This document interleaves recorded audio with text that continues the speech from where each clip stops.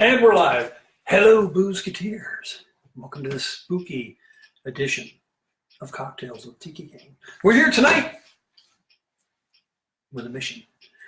Tonight we're going to do what we can to rid ourselves of the zombies that we're going to put before ourselves, therefore supplying ourselves with targets to rid ourselves of. Hey, Tuesday night. You know what that means? Yeah, you do. I know you do. Hey, so I don't know if you read the spoilers, but tonight, yeah, we're taking on zombies. We're going to take on the Tiki King zombie, which is, if you go to the Tiki King cocktail database, you'll find there are 4 different recipes for zombies. The Tiki King zombie is one of them, and I'm going to mix them up and drink some down, and I already started without you guys, so you're a little late to the party. You might want to get things going. Yeah, so zombies. So we went and saw Night of the Living Dead on the big screen the other night. It was a fantastic thing. And then watched the 1990 remake of Night of the Living Dead. You know, the consummate zombie movies. Zombies, man. I'm telling you. So I figured, what better to blow our brains out than with the consummate drink, which it's known to be one of the strongest drinks there is. Some places, some tiki bars will only allow you to have two per customer. That could have been an advertising thing. I don't know, but that's sometimes how I will gauge a tiki bar's prowess is by the zombie, because it's supposed to be strong, and if it's not strong, then you might want to rethink your strategy. But yeah, so like I said, so I already dug in and sampled my fine wares, but I'm going to make one here for you. If you go to the Tiki King cocktail database, it's number 2. The first one is the original zombie, which was Don the Beachcomber. And I've actually had that one out to Don the Beachcomber. I think it was me and Aaron. CJ might have been there. Hard to say that first time. I don't remember. But we had the original recipe, which is it's a fine thing. It does one of the things that the original recipe calls for Pernod or absinthe, which to be honest, I didn't care for that nuance there. I'm sure the licorice kind of fought with the citrus, in my opinion. That is only my opinion. Your results may differ. But I did drink 3, which is one over the limit, theoretically. But the third one might not have been the original Dawn zombie. But so one of the things, so the beauty of the recipe tonight is that, like I said, you go to the Tiki King cocktail database. It's on there. It's the Tiki King zombie, and all the ingredients are listed there. As is the original Don the Beachcomber zombie, which we're going to get into here in a minute. I'm going to talk about that because it's an interesting thing. But so as far as getting started, the zombies are kind of they're complicated. Sometimes I've said I'm going to shy away from the complicated drinks and just tell you how to get boozed up quick. Sometimes you come home from work, you need to get things going. You don't have time to be measuring out stuff and getting exotic ingredients. But that's the thing. The zombie is a beautiful drink because it can be super complicated, or it can be relatively easy. When I say relatively, because it does call for some different stuff that you might or might not have. I don't know. So tonight, we're going to mix one up. We're going to mix up the Tiki King zombie. So we're going to start with a measuring device. How about that? There we go. We're going to start with an ounce of light rum. Oh, what happens if you use too much? Then you're me. So we got an ounce of light rum. We're going to go with an ounce of aged rum, or añejo, which is Spanish for aged. So, I'm going to go 2 ounces. Why? Because that's the way I wrote the recipe. And it's probably because you know how I am. Sometimes is 1 enough? You never know. Is 1 enough? Is 3 too many? That's the thing. You don't know. And then 151. That's going to come later. But okay. So now we got 3 ounces of rum in here. This is why people, they get excited about the zombie, because it could be one of those things that we got a half ounce of apricot brandy. Apricot brandy. I figured this is Aero brand. I've never had this before, but it's all right. It's pretty typical. It's 30%. That's 60 proof. Apricot brandies run anywhere from 40 proof up to, sometimes, if you can find it, like 80 proof, but that's not usually very easy because it's usually a low proof alcohol. But many were the nights that me and some of the other Boozeketeers spent drinking apricot brandy. And those sometimes those nights are led to interesting places. Get my meaning. So then, so we got the apricot brandy, we got the light rum, we got the añejo rum. We're gonna go with an ounce of pineapple juice. We're gonna go with, I already measured this out, 2 ounces of orange juice. There was that. We're gonna go with an ounce of lime juice. Look at that, right on in there. Then we're gonna go with half an ounce of demerara sugar syrup, which is just like regular syrup, but demerara, you know, if you know what I mean. Then we're going to go with a dash of bitters. Put that in there. And then we're going to shake it up, but I had to get the other half of the shaker. I didn't bring that up. I don't know why. You guys wait here. I'll be right back. Nobody go nowhere. I'm watching you. Keeping track of this whole thing. I can see you through the back of my head with eyeballs that were planted in there by aliens. Oh, that's why. You know why we don't need that? I forgot. I'm using my other shaker. I'm using my strainer shaker tonight. It's the zombie. I blame the zombie. All right. So give that a good shake. We're going to strain that into a large tiki mug that's partially filled with ice.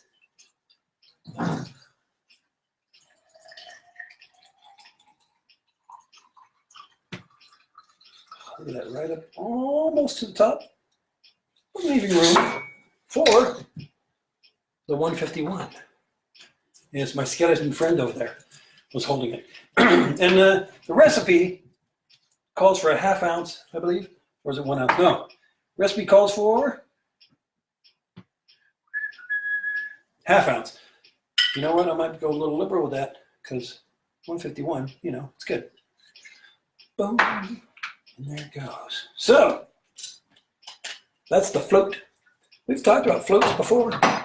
It's all in there. I already had one, so I know how good this is already.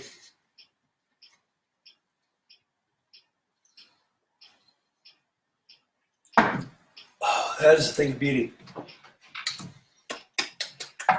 That is good. Like I said, the zombie is a good drink for, well, because it's a zombie. I mean, you know. We're enjoying ours tonight in this fine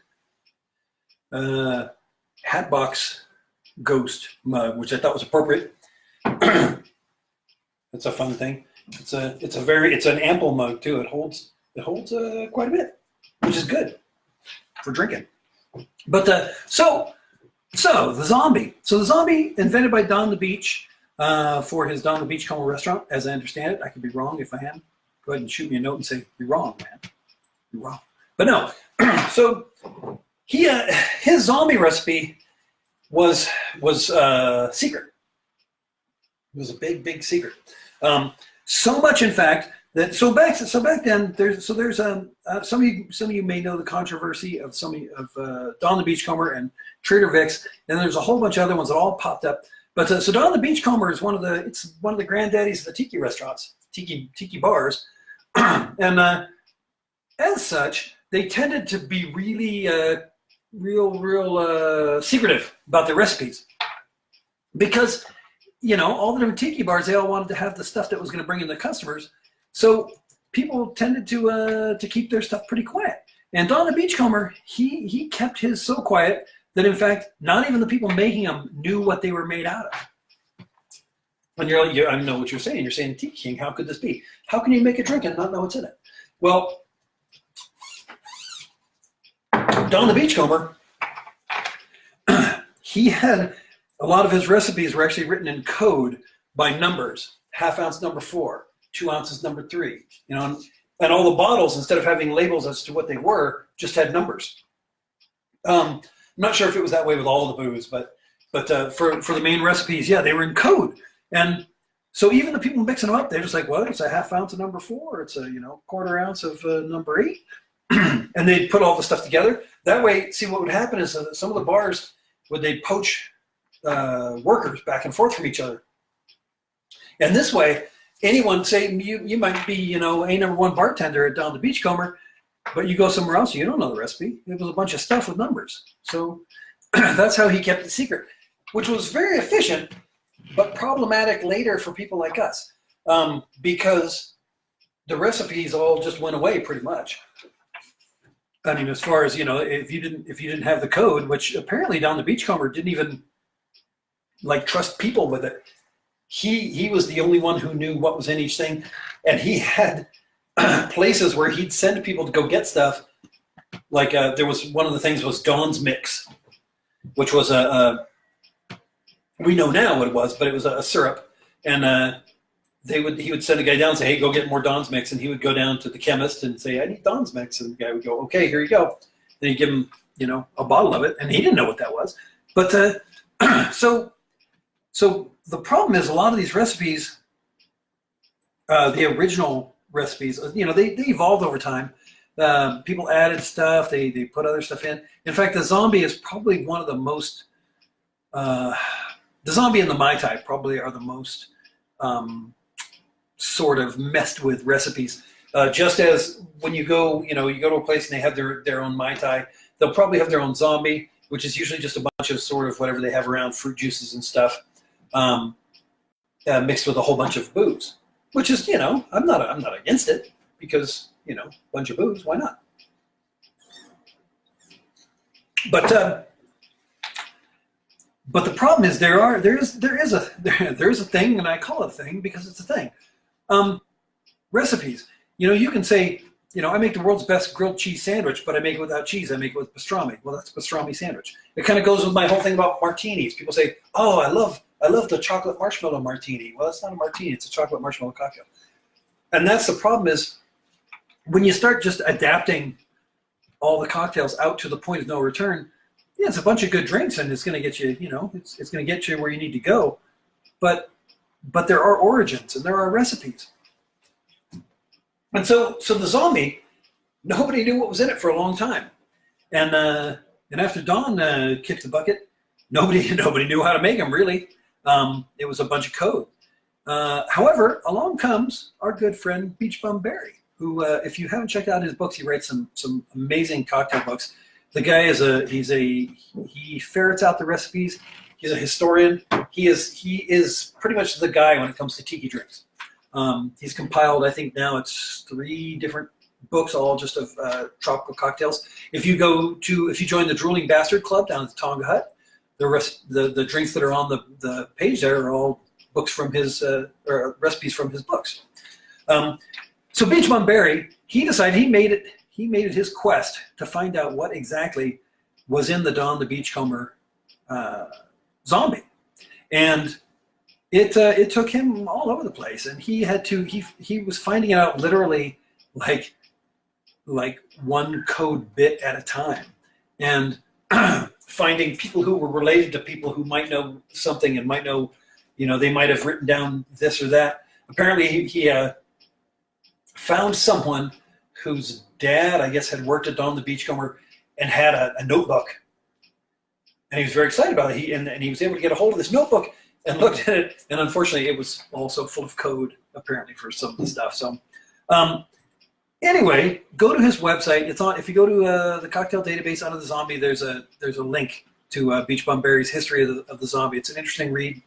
And I'm going to let you go from there to there, from where we are, back here with me, drinking zombies. Hopefully you guys are drinking zombies out there.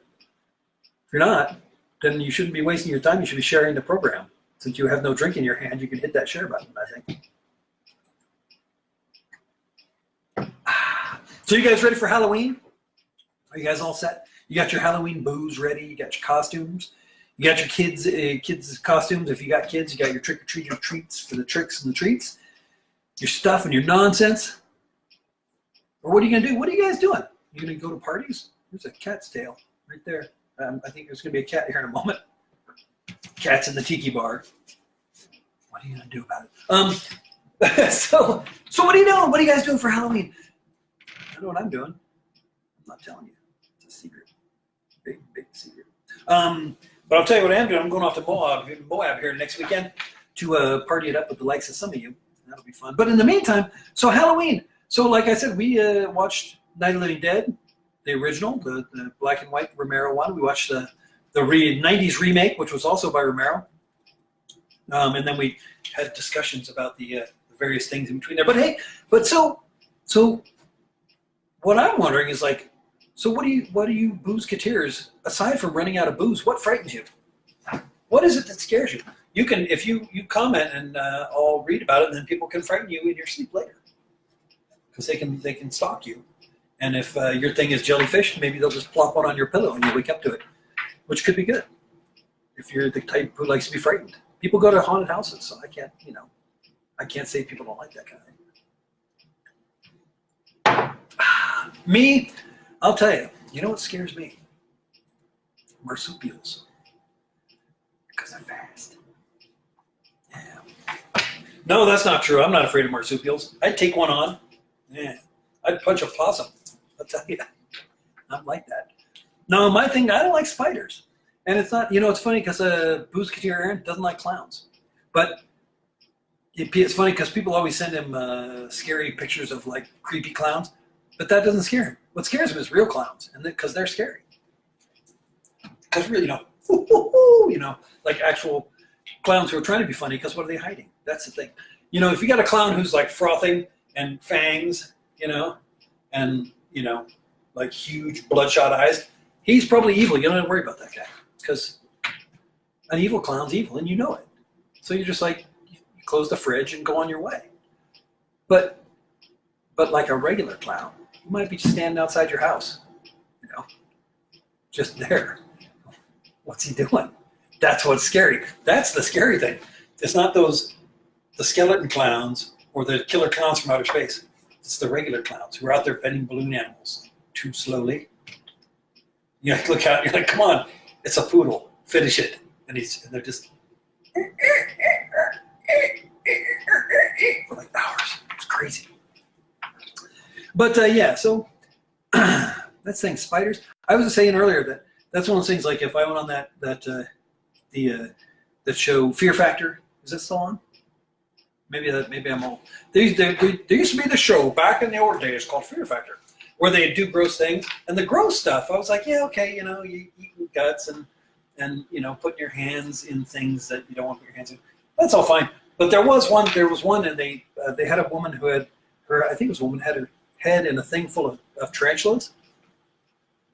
I don't know there's an amount of money that would get me to do that. Because if it did, I don't know if I'd make it. Not because I died because of tarantulas, but I don't know that I'd come back. I might not come back from something like that. So, no, maybe don't watch your fears out there on the big internet. Some people might stalk you and scare you. But it is Halloween. Oh, so there's all kinds of stuff out here in Utah. There's a place you can go where weird things happen, and we tried to go do that, but it was just full of teenagers drinking beer. What are you gonna do? I mean, I probably would have been one of those teenagers drinking beer. You figure you're gonna go wherever it's supposed to be scary, because beer's better when you're scared. I think. Maybe, I don't know. Or it could just be that's you go out there with girls and then they they're scared and they need comforting.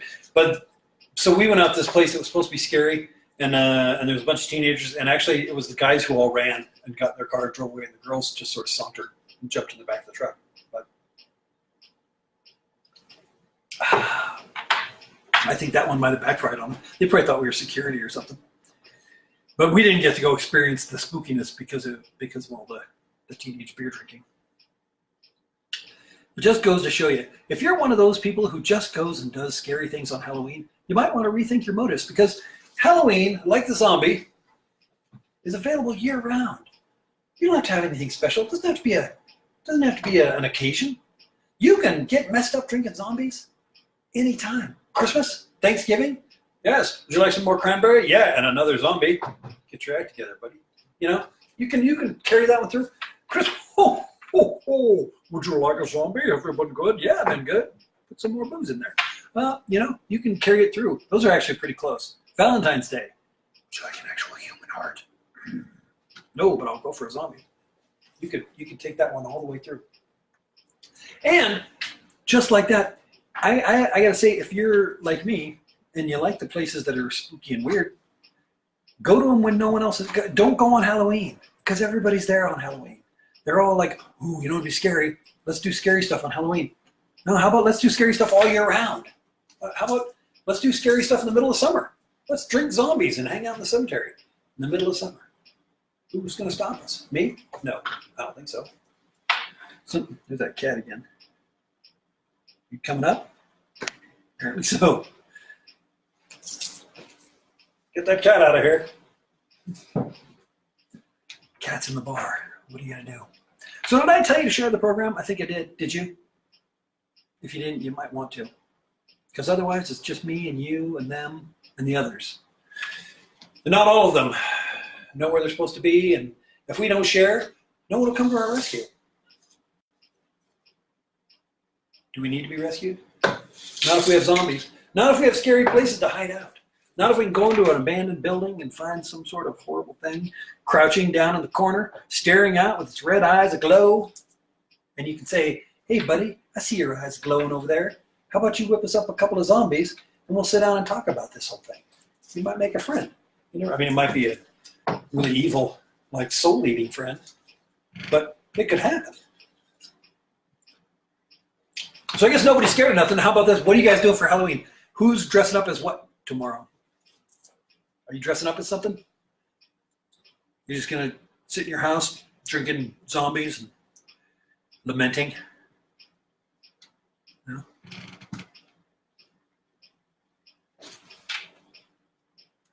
Yeah, I can't see it. So what's going on over there? What are these people talking about? What's going on out in Boozeketeer land? Yeah. You guys making zombies? Did anyone make a zombie? Did anyone make one? Drink it up? Yeah. Well, I did. I'm on my second one. Theoretically, I could go for a third, and they might 86 me from this place. It's the beauty of having your own bar is that you're the only one who can kick you out, and it's not likely to happen. No, sir. But hey, so speaking of who's doing what, did you guys go to the websites? You told your friends about the websites? Don't forget to tell your friends about the website. Tell them to go to tikiking.com. And one of the things they can get there, did you know you can get your very own Tiki King necklace there at tikiking.com? You can just click on the online shopping experience, and there will be a strobe light that goes off and a big sale sign. And then you can buy a tiki necklace for you and your friends. And there might even be some earrings and bracelets and all kinds of other stuff on there. So, you should go there and think about, here's the thing. Every necklace you buy is a beer in the belly of your favorite bartender, which is me. So there you go. Don't forget to go buy. And while you're there, go to tikiking.info. Check out the stuff we got over there. Join the Tiki King Paradise Club. Go to the Instagram page. Currently it's Tiki Pie is probably the most active one because people seem to like that stuff. And check it out and share it and tell your friends. And let's make this a whole big thing because you know what? The bigger this whole thing is, the more you're involved somehow. Seemed to make sense when I said it a minute ago. I don't know. I'll tell you, these zombies are working. That's another thing you can read on. So there's a whole, aside from the recipe, apparently there's a story that goes along with the zombie that there was a fellow who was feeling like a zombie. And he went to Don, and Don fixed him up and said, here, drink this, man. It'll revive you. It'll fill you with spirits. I don't believe it. It did. But it had absinthe in it. So, again, I'm not really that part I'm not too keen on. But so go to, like I said, go to Cocktale King. Go to the Tiki King cocktail database. And there's 4. I bet there's one on there that'll suit you, that'll set you up. It'll get you set right. 4 recipes. No waiting. What's happening over there? There's something scratching at the wall, and it ain't no man.